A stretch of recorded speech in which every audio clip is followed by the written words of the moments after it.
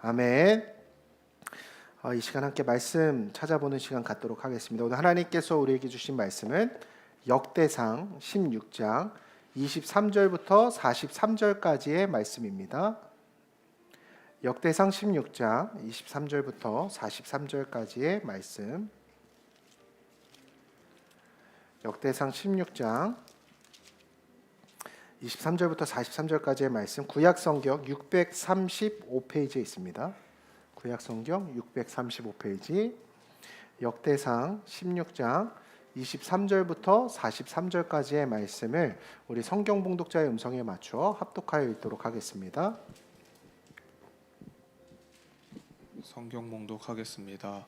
온 땅이여 여호와께 노래하며 그의 구원을 날마다 선포할지어다. 그의 영광을 모든 민족 중에, 그의 기이한 행적을 만민 중에 선포할지어다. 여호와는 위대하시니 극진히 찬양할 것이요 모든 신보다 경외할 것이며, 만국의 모든 신은 헛것이나 여호와께서는 하늘을 지었도다. 존귀와 위엄이 그의 앞에 있으며 능력과 즐거움이 그의 처소에 있도다. 여러 나라의 종족들아 영광과 권능을 여호와께 돌릴지어다. 여호와께 돌릴지어다. 여호와의 이름에 합당한 영광을 그에게 돌릴지어다. 제물을 들고 그 앞에 들어갈지어다. 아름답고 거룩한 것으로 여호와께 경배할지어다. 온 땅이여 그 앞에 떨릴 세계가 굳고 서고 흔들리지 아니하니한도다. 하늘은 기뻐하고 땅은 즐거워하며 모든 나라 중에서는 이르기를 여호와께서 통치한다 할지로다. 바다와 거기 충만한 것이 외치며 바다가 그 가운데 모든 것은 즐거워할지로다. 그리할 때에 숲속의 나물들이 여호와 앞에서 즐거이 노래하리니 주께서 땅을 심판하러 오실 것이미로다. 여호와께 감사하라. 그는 선하시며 그의 인자하심이 영원할지로다. 너희는 이르기를 우리 구원의 하나님이여 우리를 구원하여 만국 가운데에서 건져내시고 모사 우리로 거룩 이름을 감사하며 주의 영광을 드높이게 하소서 할지어다. 여호와 이스라엘의 하나님을 영원부터 영원까지 송축할지로다 하매 모든 백성이 아멘하고 여호와를 찬양하였더라. 다윗이 아삽과 그의 형제를 여호와의 언약궤 앞에 있게 하며 항상 그 궤 앞에서 섬기게 하되 날마다 그 일대로 하게 하셨고, 그의 형제 68명과 여두둔의 아들 오벳도 호사를 문지기로 삼았고, 제사장 사독과 그의 형제 제사장들에게 기브온 신당에서 여호와의 성막 앞에 모시게 하며 항상 아침 저녁으로 번제단 위에 여호와께 번제를 지르되 여호와의 율법에 기록하여 이스라엘에게 명령하신 대로 다 준행하게 하셨고, 또 여호와의 인자하심이 영원하심으로 그들과 함께 헤만과 여두둔과 그리고 택함을 받아 지명된 나머지 사람을 세워 감사하게 하였고, 또 그들과 함께 헤만과 여두둔을 세워 나팔과 제금들과 하나님을 찬송하는 악기로 소리를 크게 내게 하였고, 또 여두둔의 아들에게 문을 지키게 하였더라. 이에 뭇 백성은 각각 그 집 위로 돌아가고 다윗도 자기 집을 위하여 축복하려고 돌아갔더라. 아멘. 오늘은 예배 회복의 시작이라는 제목으로 함께 말씀을 나눠보도록 하겠습니다. 요즘 2030 트렌드의 키워드 중에 하나가 여행이라고 합니다. 여러분들 여행 좋아하세요? 다음 주에 여행이 계획되어져 있고, 저도 이제 한 다다음 주쯤에 이제 난이 사무의 만상 여행을 미리 좀 떠나려고 계획하고 있습니다. 근데 여러분들 혹시 그런 경험 있으세요? 여행 다녀와서 여행 가기 전보다 더 피곤하다 이런 생각 드는 적 있으세요? 원래 우리가 여행을 가는 이유와 목적은 뭐죠? 분주한 일상에서 벗어나서 쉬려고 갑니다. 그래서 여행이 가장 즐거운 시간은 언제인고 제가 생각을 해보니까 여행 가기 일주일 전인 것 같아요. 막 이렇게 여행 가려고 옷도 뭐 입지 사고, 그리고 또 여행 가서 뭐 먹지 하면서 맛집 리스트를 물색하는 순간이 제일 재밌는 시간인 것 같습니다. 근데 여행을 막상 딱 가잖아요. 그럼 쉬려고 갔는데 쉴 시간이 있어요, 없어요?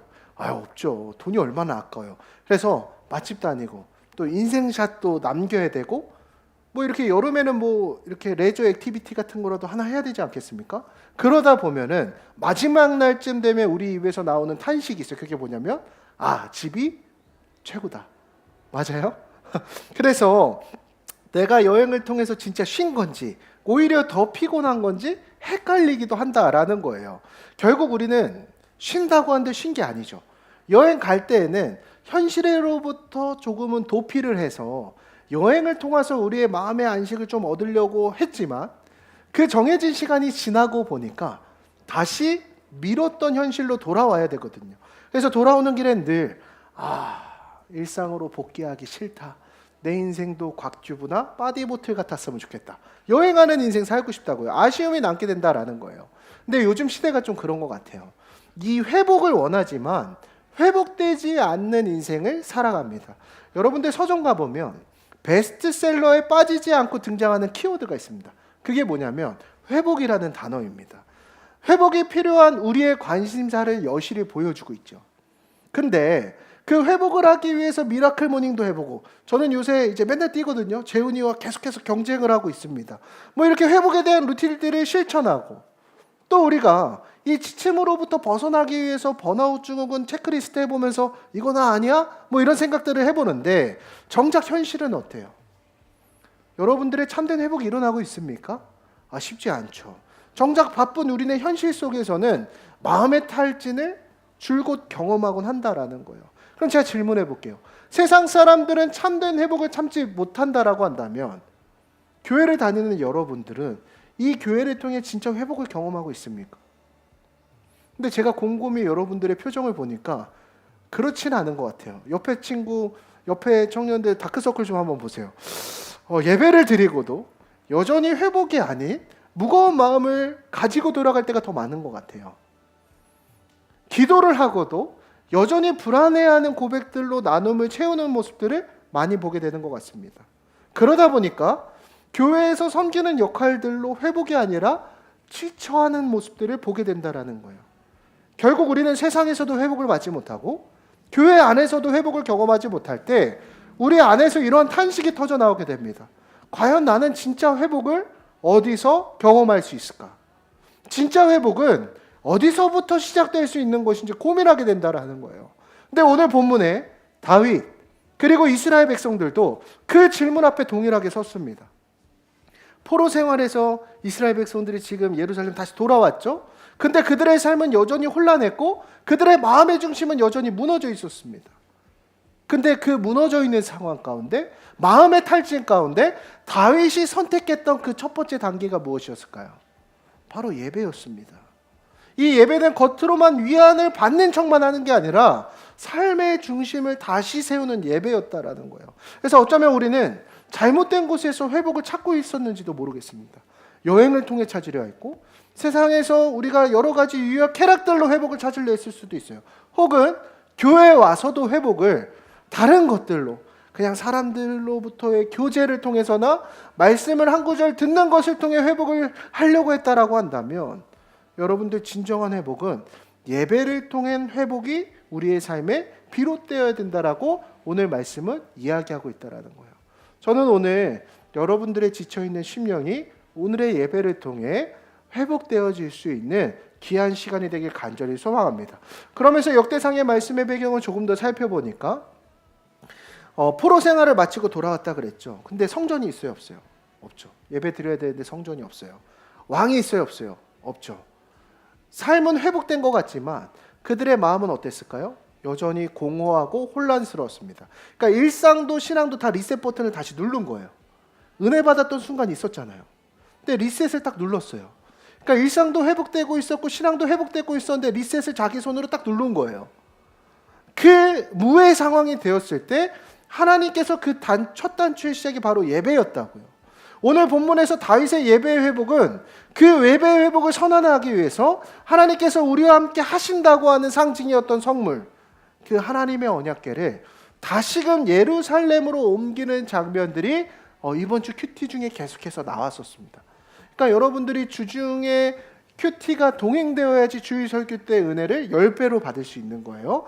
자, 그래서 그 언약궤가 예루살렘으로 다시 들어왔는데 이 선택은 무엇을 의미하느냐?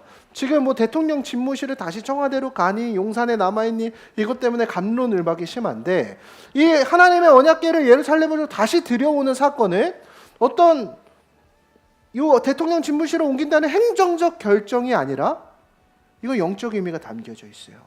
나의 삶의 중심을 다시 하나님께 돌리겠습니다. 이 민족의 주인이 바로 하나님이십니다라고 하는 영적인 신앙 고백이요 그들의 결단을 담고 있다라는 거예요. 그래서 하나님의 임재를 상징하는 언약궤가 돌아와요. 그 앞에 백성들이 함께 예배하는 장면은 그들의 무너졌던 신앙, 좌절되었던 마음이 다시금 하나님의 백성으로서의 자리를 회복하는 출발점이 되어졌다라는 거예요. 결국 성경은 우리에게 무엇을 이야기해 줍니까? 진정한 회복의 시작은 무엇으로부터 시작되느냐라는 거예요. 여러분들의 무너져 있는 자리에서의 회복의 시작은 예배로부터 시작된다고 성경은 이야기하고 있어요. 이거는 역대기 본문에서뿐만이 아니라 하나님께서 아브라함을 부르셨을 때도 예배로부터의 신앙의 회복을 시작하셨고 이스라엘 백성들의 애굽으로 종으로 팔려갔을 때도 그 구원하셨을 때도 마찬가지입니다. 성막을 세우신 것도 예배의 회복을 강조하셨고 예수 그리스도 안에서 우리를 부르신 것도 모두 하나님을 예배하는 백성으로 우리를 세워주시기 위함이라는 것을 성경은 이야기하고 있다는 거예요. 오늘날 우리도 마찬가지입니다. 나의 삶이 회복이 필요하다고 느끼는 순간들이 참 많이 있죠. 나의 삶의 방향을 잃었다고 느낄 때 참 많이 있습니다. 여러분 그 회복은 어디서부터 시작되어야 될까요? 성경은 그 해답에 대해서 예배라고 이야기하고 있다는 거죠. 오늘 우리가 드리는 예배를 좀 돌아봅시다. 여러분들은 어떤 마음으로 이 예배 가운데 나왔습니까? 우리가 주일이 되어서 나왔어요. 그러니까 여러분들 의무를 지키는 자리가 예배가 되면 안 됩니다. 예배는 하나님을 다시금 우리의 삶의 중심으로 두는 사건이라는 것이에요. 나의 무너진 마음이 다시 살아나고 흐트러졌던 삶의 질서가 다시 세워지는 자리가 바로 예배라는 거예요. 자, 그렇다면 예배가 회복의 시작이라고 한다면 구체적으로 예배는 우리의 삶 가운데 어떠한 영향을 미치게 되는지 우리가 본문을 살펴보며 함께 나누는 시간을 갖도록 하겠습니다. 자, 본문으로 돌아와서 23절의 말씀입니다. 가장 피곤해 보이는 우리 지은이가 23절의 말씀 한번 읽어주세요. 자, 16장 23절입니다. 16장 23절 역대상 16장 23절의 말씀.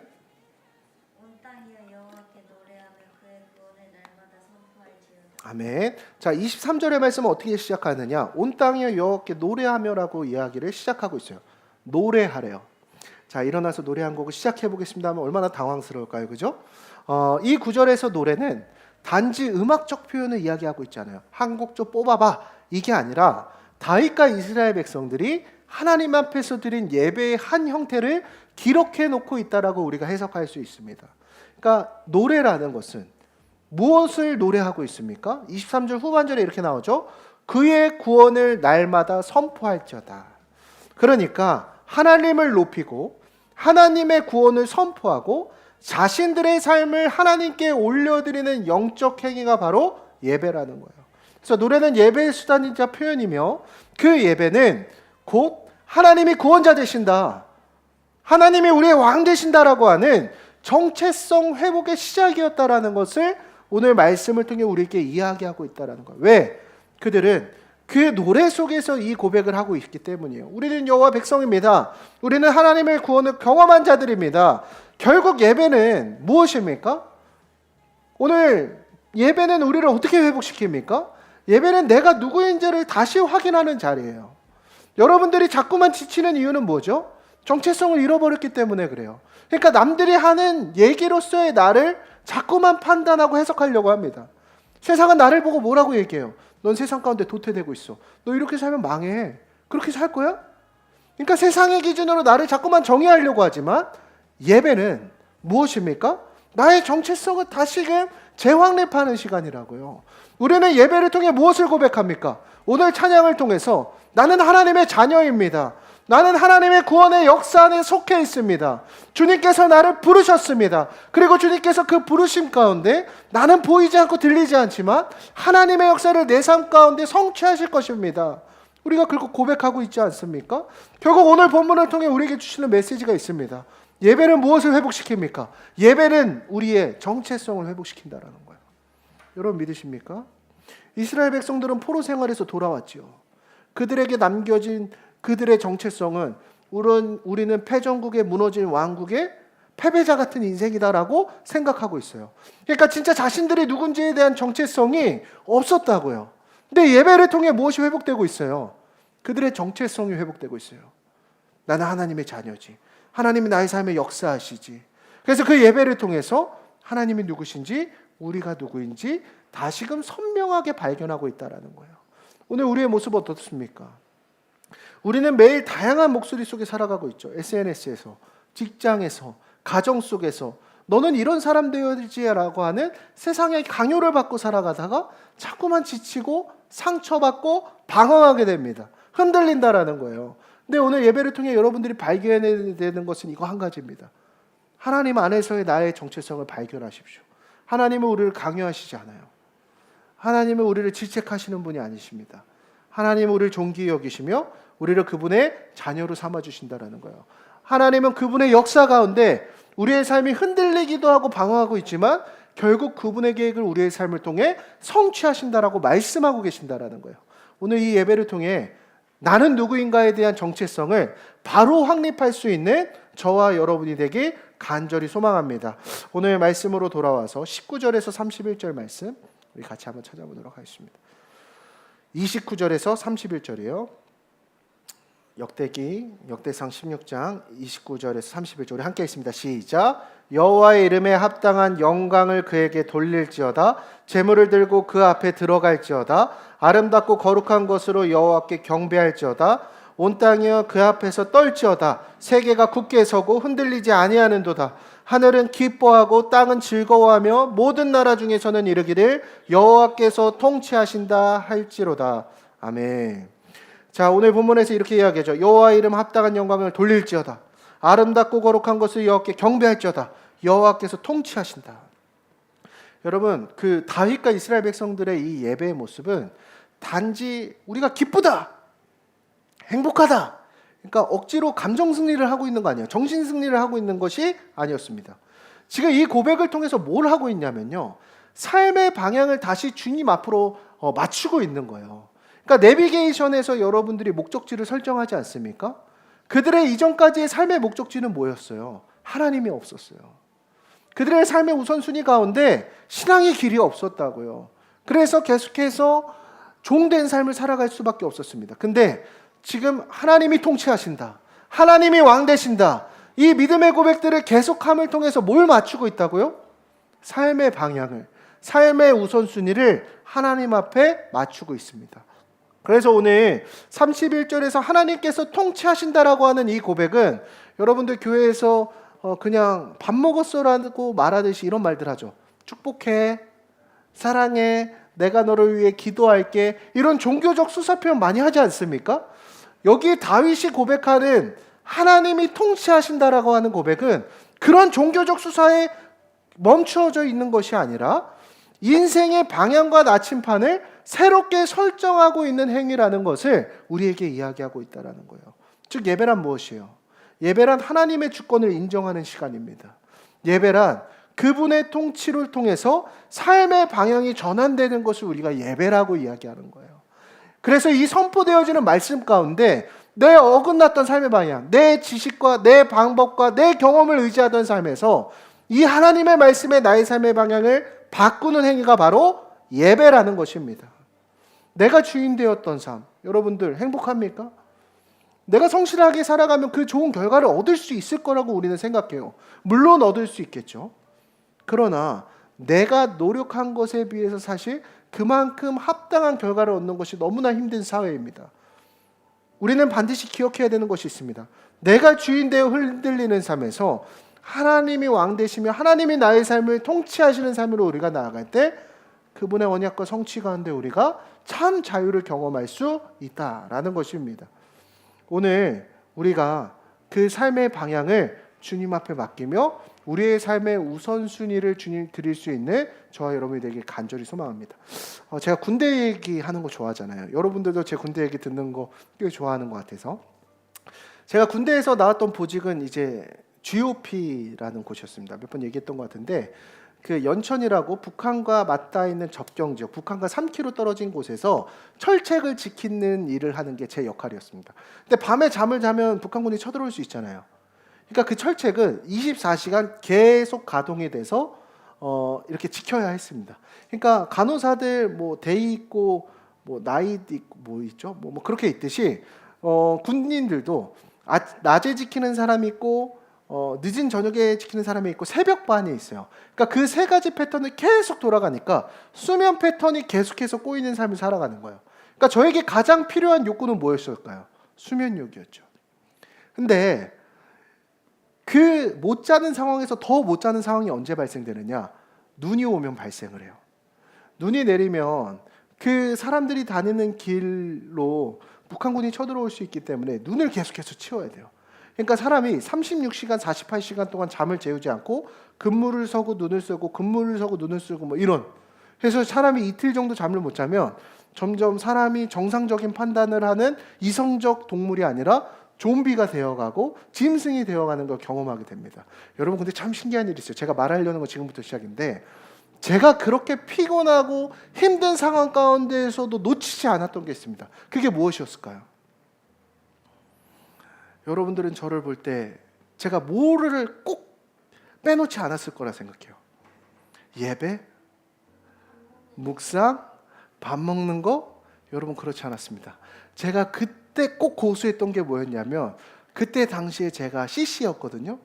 그때 사귀던 여자친구한테 연애 편지를 쓰는 거를 거르지 않았었습니다. 아무리 피곤하고 아무리 힘들고 아무리 그 고통스러운 상황에서도 매일매일 쓰는 거예요. 제가 그때 썼던 편지를 아니 사모한테 지금 보여주지 못하지만 그 써있는 구절은 성경에서 사랑에 대한 내용을 나온 아가서에 비롯할 수 없는 엄청난 그 사랑 고백들이 담겨져 있는 아주 오그라드는 글들이었습니다. 뭘 얘기하다가 여기까지 왔죠? 근데 여러분들 제가 그렇게 쓸 수 있었던 이유는 무엇이었을까요? 그때 저의 삶의 우선순위에 누가 있었어요? 그때 사귀었던 그 여자친구가 있었던 거예요. 그게 나의 삶에 무엇보다 중요했어요. 여러분들 간혹 그런 얘기들을 제가 듣습니다. 우리의 신앙의 회복 예배로부터 시작해야 된다고 제가 권면을 할 때 여러분들의 고백 가운데 그런 말들을 할 때가 있어요. 저는 시간이 없어요, 목사님. 저는 마음의 여유가 없어요. 저는 훈련을 받는 것도 묵상을 하는 것도 예배를 드리는 것도 하나님께 드리는 시간들에 대해서 여유가 없어요. 시간이 없어요 라고 말을 하는 경우들이 참 많이 있습니다. 여러분 그러나 그렇지 않아요. 전쟁통행 속에서도 아이가 태어나고 가정을 꾸립니다. 사실 그 고백은 바꿔 얘기하면 이렇게 말할 수 있습니다. 저는 하나님에 대한 마음이 없어요. 저는 하나님께 드릴 만한 시간까지는 없어요. 바꿔 얘기하면 나의 믿음이 그렇게 연약하다라는 거예요. 결국 우리의 신앙의 회복은 예배를 통해 우리의 삶의 방향, 그 우선순위가 점검되어져야 한다라는 거예요. 여러분들 요한복음 4장 23절의 말씀 우리 함께 읽도록 하겠습니다. 요한복음 4장 23절 앞에 나와 있죠? 함께 읽겠습니다. 시작. 아버지께 참되게 예배하는 자들은 영과 진리로 예배할 때가 오나니 곧 이때라. 아버지께서는 자기에게 이렇게 예배하는 자들을 찾으시느니라. 아멘. 예수님이 사마리아 지역에 가서 한 여인을 만나셨을 때 이 여인은 삶의 방향을 잃은 사람이에요. 그러니까 이 여인은 삶의 방향이 없으니까 그 세상으로부터의 삶의 만족을 남자로부터 찾으려고 했어요. 이 남자 만났다 결혼해 보려고 했다가 뭐 잘 안 되고 그러니까 사람으로 받은 상처로 쩌든 사람이었습니다. 관계도 자존감도 믿음도 모두 흔들렸던 그 여인을 향해서 예수님이 말씀하신 것은 무엇이에요? 예배예요. 왜냐? 예배는 하나님을 향한 방향 회복이며 그 방향의 회복이 우리의 삶의 기틀을 잡아나갈 수 있다는 거예요. 여러분 예배란 무엇입니까? 방향의 회복입니다. 예수님을 향해 나아가는 것이 진짜 우리의 삶의 변화의 시작이라는 거예요. 혹시 우리는 이 예배를 드리면서도 이 예배의 의미는 망각한 채로 습관처럼 이 자리에 앉아있지는 않아요? 이 예배의 의미를 잃어버린 채로 우리는 반복되는 예배를 드리고 있지 않습니까? 그러면 우리 예배는 어떻게 될까요? 우리의 감정 중심으로 자기 중심적으로 흘러갈 수밖에 없어요. 죄의 본질은 자기 중심성이잖아요. 근데 우리의 예배가 어떻게 흘러 들어가요? 찬양이 나의 마음에 좀 마음에 들었어. 설교 가운데 내가 좋아하는 키워드와 성경 구절들이 나왔어. 그럼 은혜 받은 거고, 말씀 가운데 나와 부딪히고 어려운 구절들이 있을 때마다 그 예배는 실패했다고 생각하는 우리의 예배의 실패. 여러분, 진짜 예배는 방향의 문제입니다. 하나님이 주인 되시고 예수 그리스도가 중심 되시는 삶의 방향을 세우는 시간이 바로 예배라는 거예요. 그 방향의 회복, 그것이 진짜 예배의 회복인 줄 믿습니다. 오늘 우리의 예배를 점검해 보며 나아갑시다. 오늘 나의 예배는 무엇을 향하고 있지? 오늘 나는 세상 속에서 하나님과 동행하는 삶 살아가고 있는가까지의 점검. 그리고 그 방향의 회복을 통해 주님께서 원하시는 예배로 나아갈 수 있는 저와 여러분에게 간절히 소망합니다. 자, 마지막이에요. 오늘 본문으로 돌아와서 역대상 16장 41절에서 43절까지의 말씀입니다. 역대상 16장 41절부터 43절까지의 말씀, 우리 같이 읽습니다. 시작. 또 여호와의 인자하심이 영원하심으로 그들과 함께 해만과 여두둔과 그리고 택함을 받아 지명된 나머지 사람을 세워 감사하게 하였고, 또 그들과 함께 해만과 여두둔을 세워 나팔과 재금들과 하나님을 찬송하는 악기로 소리를 크게 내게 하였고, 또 여두둔의 아들에게 문을 지키게 하였더라. 이에 무 백성은 각각 그 집으로 돌아가고 다윗도 자기 집을 위하여 축복하려고 돌아갔더라. 아멘. 자, 오늘 본문 보세요. 예배가 회복돼요. 예배를 어떻게 드리느냐? 아삽과 제사장들, 문지기들, 찬양들 세우고 매일 아침 저녁으로 예배가 끊이지 않게 하는 것을 우리가 볼 수 있습니다. 근데 여러분, 중요한 포인트가 있어요. 오늘 43절 말씀에서 그 예배를 드리는 백성들이 결국 이제 어떻게 되죠? 집으로 돌아가요. 다윗도 자기 집을 축복하러 돌아갔다는 말로 오늘 역대상 16장의 말씀이 마무리되는 것을 볼 수 있습니다. 오늘 이 돌아가는 장면에서 중요한 메시지는 이것입니다. 예배는 성전에서 끝나지 않았다라는 거예요. 다윗은 자기 집으로 축복하기 위해서 나아갑니다. 결국 그 예배는 삶으로 이어지고 있다라는 것을 우리에게 이야기하고 있다라는 거예요. 그걸 우리에게 적용해 보자면, 예배는 여러분들이 이 상계동 링크 커뮤니티 교회에서 드리는 것으로 멈추면 안 된다라는 거예요. 여러분들의 예배를 통한 변화는 어디로까지 나아가야 된다라는 거예요? 삶에서도 이어져야 한다라는 거예요. 다윗은 지금, 그리고 이스라엘 백성들은 지금 예배의 감격을 마음을 품은 채로 이제 각자의 삶의 자리로 돌아가요. 거기서 예배를 멈추는 게 아니에요. 진정한 그들의 예배가 시작됩니다. 어떤 예배요? 거기서 내가 속한 관계의 범주 안에 있는 사람들을 대할 때, 그리고 내가 일들을 대할 때 이제 내가 들었던 말씀대로 마음의 감격대로 살아내길 실천하는 거예요. 그게 바로 우리의 삶에서 이어지는 진짜 예배라는 거예요. 결국 예배란 무엇이죠? 우리가 이 자리를 통해서 한순간의 감정의 카타르시스를 경험하는 것이 예배의 목적이 아니라는 거예요. 찬양 좋네. 마음이 막 뜨거워. 설교 좋네. 마음이 뜨끔뜨끔 찔림찔림해. 이걸 느끼고 가는 게 예배의 진짜가 아니라, 예배의 본질은 나의 삶 전체를 드리는 헌신으로 흘러들어가야 된다는 거예요. 그래서 예배는 성전에서 끝나는 것이 아니라 삶으로 흘러들어가야 된다는 거예요. 여러분들, 티켈러 목사님이 쓴 일과 영성이라는 책이 있습니다. 찬희 집사님이 저희 교회에 한 권을 헌물해 주셔서 지금 여기 있어요. 그 책에 이렇게 나와요.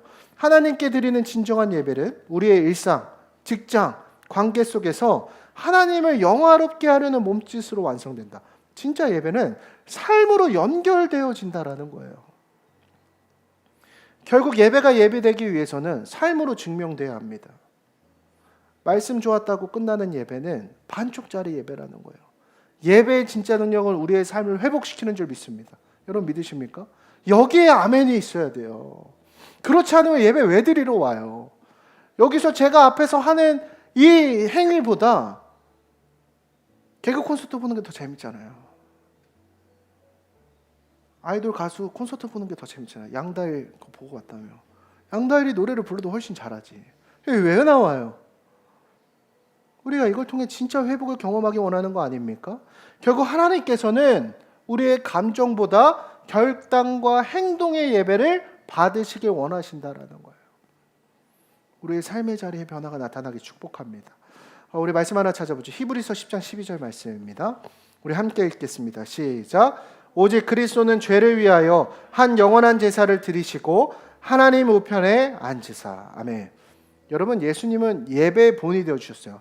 그러니까 예수님의 생애와 삶은 우리가 그리스도인으로 살아가고자 할 때 모든 샘플이 되어주시는 거예요.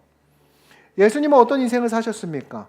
자신의 모든 영광을 내려놓고 이 땅에 오셔서 자신의 온 삶을 하나님께 예배로서 드려지는 헌신의 제물로 사셨어요.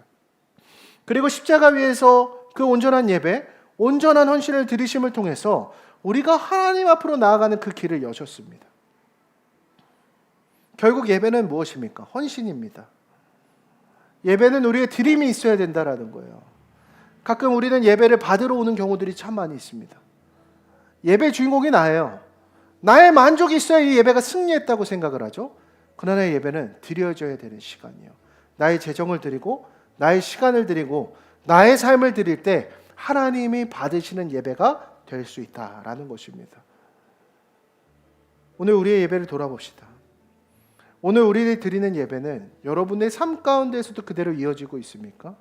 오늘 이 예배를 드린 말씀 그대로 여러분들의 가정에 나아가서 이웃을 품지 못하더라도 여러분들의 가족을 품고 기도하고 있습니까? 여러분들의 예배 시간의 헌신을 드리고 있습니까? 주일날 1시간 나오는 것으로 우리의 예배를 그치는 것이 아니라 주중의 일상 가운데 예배로부터 나의 삶의 한 주의 시간을 세팅하고 있느냐라는 것이에요. 예배는 감동이 아니라 헌신입니다. 그리고 그 헌신은 예수님처럼 우리를 낮추고 섬기고 드리는 삶으로 표현될 수 있다는 거예요. 하나님은 그런 예배를 기뻐하십니다. 그리고 그 헌신이 동반될 때 마침내 예배의 능력이 우리의 무너진 가정 속에, 우리의 상한 마음 가운데, 방황하는 인생 가운데 다시금 세워지기 시작한다라는 거예요. 그 예배의 능력을 경험할 수 있는 저와 여러분이 되게 간절히 소망합니다. 오늘 말씀을 정리하려고 합니다. 여러분들 오늘 본문을 읽을 땐 그냥 다윗이 노래하는 노래의 가사들이 적혀있다 생각하셨죠? 오늘 본문은 단순히 노래하고 찬양했다, 즐겁다라는 이야기가 아니에요. 오늘 본문은 우리의 정체성의 회복이 어디서부터 시작되고 있는지를 가르쳐주고 있습니다. 이스라엘 백성들은 포로기 이후의 현실의 무너짐 속에 나는 누구인가에 대해서 그 정체성의 혼란을 겪고 있었다고요. 근데 그 정체성은 어디서부터 회복합니까? 예배를 통해 회복했다고요. 하나님이 나의 주인 되신다. 그 예배를 통해 무너진 백성들의 정체성이 회복되었습니다. 예배는 우리가 하나님의 백성으로 사는 길을 여는 시작이 되어줍니다. 오늘 예배를 통해 우리의 정체성이 회복되길 간절히 소망합니다. 오늘 이 예배를 통해 우리의 삶의 자리로 나아가길 소망합니다. 듣는 것에서 그치는 것이 아니라 오늘 우리의 삶 가운데 나의 무너져 있던 영역들이 이 예배를 통해 회복되길 간절히 소망합니다. 이 예배의 회복, 우리의 삶의 고백이 되길 간절히 소망합니다. 이 시간 우리 아까 했던 찬양인 부르신 곳에서라는 찬양 한번 고백하고 함께 기도할 수 있었으면 좋겠는데요. 오늘 이 말씀을 기억하면서 오늘 드린 이 예배가 또 그냥 우리끼리만 즐거운 예배에 그치지 않았으면 좋겠습니다. 오늘을 계기로 여러분들의 삶이 좀 회복되길 소망합니다. 여러분들의 정체성이 재확립되기 원합니다. 주님께서 오늘 그 예배를 통해 역사하실 줄 믿습니다. 우리 시간에 함께 부르신 곳에서 찬양하며 나갑시다.